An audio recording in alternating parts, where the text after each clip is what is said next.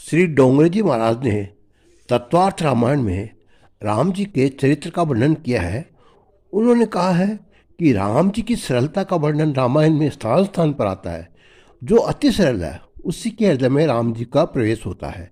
जैसा मन में हो वैसा ही बोलो, मन वाणी और क्रिया समान बनो, वही व्यक्ति राम जी को भला लगता है। भगवान ने कहा है कि कपट करने से हृदय कुटिल होता है, दंभ करने से हृदय कुटिल होता है। दो हृदय कुटिल है, उस हृदय में परमात्मा का प्रवेश होता नहीं। परमात्मा का प्रवेश हृदय में कराने की इच्छा हो तो हृदय बहुत सरल करो। सरल हृदय में रमण करना परमात्मा को सुहाता है। जिसका हृदय सरल है उसको कभी दूसरे को दोष देखते नहीं, और कदाचित दिखे तो उसे घृणा आती नहीं। वह किसी का तिरस्कार करता नहीं। जिसका हृदय सरल है उसे भान का स्पर्श होता नहीं। तुम अपने हृदय में देखो, 5-10 क्षण में बाद अंदर देखो, तुम्हारा हृदय बांका तो नहीं रहता है। साधारण मनुष्य बाहर देखता है परंतु अंदर नजर डालता नहीं। जब तक मनुष्य संसार के साथ बहुत प्रेम करता है तब तक उसकी दृष्टि बाहर होती है। जिसका हृदय बांका है वो कदाचित पैसा भले ही कमा सके परंतु उसके हृदय में परमात्मा आते नहीं। श्री राम जी की प्रत्येक लीला में सरलता है। जो अति सरल है ही उसे किसी के दोष दिखते नहीं। राम जी के महाराज वृक्ष तले विराजते हैं और बानर वृक्ष के ऊपर चढ़कर बैठ जाते हैं। नियम तो ऐसा है कि मालिक ऊंचा बैठे और नौकर नीचा बैठे। यहाँ के नौकर बहुत ऊंचे बैठते हैं और मालिक नीचे बैठता है।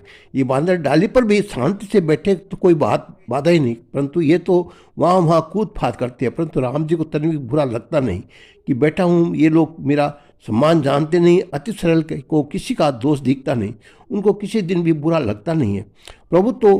प्रभु ने तो सभा में वानरों से प्रशंसा की। रामचंद्र जी ने गुरु वशिष्ठ से कहा कि गुरु जी इन वानरों से मेरी सहायता की है, उसी से मैं रावण को मार सका। रामचंद्र तो परमात्मा है।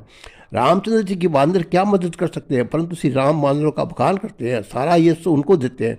राम जी बांदरों के साथ भी बहुत प्रेम करते हैं। राम जी की सरलता के अनेक प्रसंग रामायण में केवल केवट के अति सुंदर प्रसंग वर्णित है। वनवास केवल श्री रघुनाथ जी प्रयागराज में पधारे, उस समय गंगा के पार करने के लिए उनकी नौका की जरूरत पड़ी। तुम प्रयागराज गए हो, प्रयागराज में आज भी कितने ही नाविक लोग ऐसे कहते हैं कि हम तो उसी केवट के वंशज है जिससे राम जी के नाव को बैठाकर गंगा का पार उतारा था। केवट के वंश से हमारा जन्म हुआ है। केवट से राम लक्ष्मण और जानकी जी को नाव में बैठाकर गंगा के सामने किनारे पर ले गए। केवट ने उनको गंगा पर उतारा। गंगा के किनारे रेती में श्री राम जी विराजे। राम जी आज संकोच हुआ। उन्होंने ऐसा सोचा कि इस केवट को क्या दूं, इसने मेरी सेवा की है, इसने हमें गंगा पार उतारा। श्री राम जी बहुत संकोची है। किसी के उपकार को तो किसी को थोड़ी सी सेवा को राम जी भूलते नहीं है। आज तो श्री राम जी तपस्या बनकर वन में पधारे हैं, वलकल धारण किए हुए हैं, पास में कुछ है नहीं। केवट को खाली हाथ विदाई देने में राम जी को बहुत संकोच हुआ। पहले केवट विदा लेने आया, उसने श्री सीताराम जी को साष्टांग प्रणाम किया। प्रभु की आंखें सजल हो गई। ये विचार करने लगी, ये गरीब सेवा करता है, इसको कोई मजूरी नहीं दी, उस पर भी साष्टांग वर्णन करता है, इसको खाली हाथ किस प्रकार विदा करूं, मुझे इसे कुछ देना चाहिए। परंतु श्री राम जी केवट के सामने देख सकते नहीं, नजर धरती पर लगी हुई है।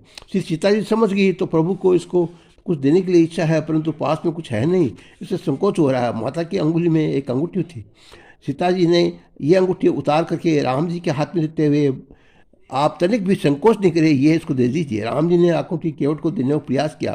केवट ने हाथ जोड़कर अंगूठी लेने को मना कर दिया। राम जी बोले, महाराज मैं तो पढ़ा लिखा नहीं हूँ, अनपढ़ हूँ, परंतु मेरे पिताजी ने खास करके मेरे कहा कि कोई भी गरीब आवे, साधु आवे, ब्राह्मण आवे, तपस्वी आवे, इनसे कभी भी लिए बिना गंगा पार उतारना, ये नियम मैंने सदैव पालन किया। आप मेरे नाम में बैठे हैं, मुझे आपकी सेवा का लाभ मिला है, उसमें आज मैं कृतार्थ हूँ, मुझे कुछ लेना भी नहीं है। आज आप राज तिलक राजाधिकार होकर पधारे नहीं है, तपस्वी होकर पधारे हैं, तपस्वी के पास से मैं कुछ लेता नहीं है। प्रभु ने कहा, भाई मैं तो तुम्हें मजूरी नहीं देता, प्रेम से अपना प्रसाद देता हूँ, प्रसाद तो अवश्य लेना चाहिए। प्रसाद लेने में तुम मना करते हो, ये ठीक नहीं है, इसको प्रसाद मान कर ही तुमको ले लेना। केवट ने हाथ जोड़ कर कहा, महाराज आपकी प्रसाद लेने की इच्छा हो तो उस समय आऊँ तब दीजिएगा, मैं मना नहीं करूँगा। मेरे मालिक आज वन में पधारे हैं, इसलिए आज मुझे प्रसाद में ही लेना नहीं है। मेरी ऐसी भावना है कि आपका 14 वर्ष का वनवास सुख रूप से परिपूर्ण हो और सीता जी के साथ आप अयोध्या के सिंहासन में विराजे, आपका राज्याभिषेक हो। उस समय उस गरीब को जो कुछ आप देंगे मैं तुरंत सिर पर चढ़ा कर ले लूँगा, परंतु आज तो मैं प्रसाद लूँगा नहीं। माता जी आंखें सजल हुई, उनका हृदय द्रवित हुआ। कैसा इसका हृदय है, इसकी कैसी इसकी भावना है। केवट की भावना से सीताराम जी स्वर्ण सिंहासन पर विराजे और मैं दर्शन करूँ। राम ये है डोंगरे जी महाराज कहते हैं कि राम जी बहुत सरल है, उनका स्वभाव इतना सरल है कि उसका वर्णन रामायण में जगह जगह किया हुआ है, सभी रामायणों में किया हुआ है। और मैं आपका अगला प्रसंग सुनाऊँ तो जय सिया राम।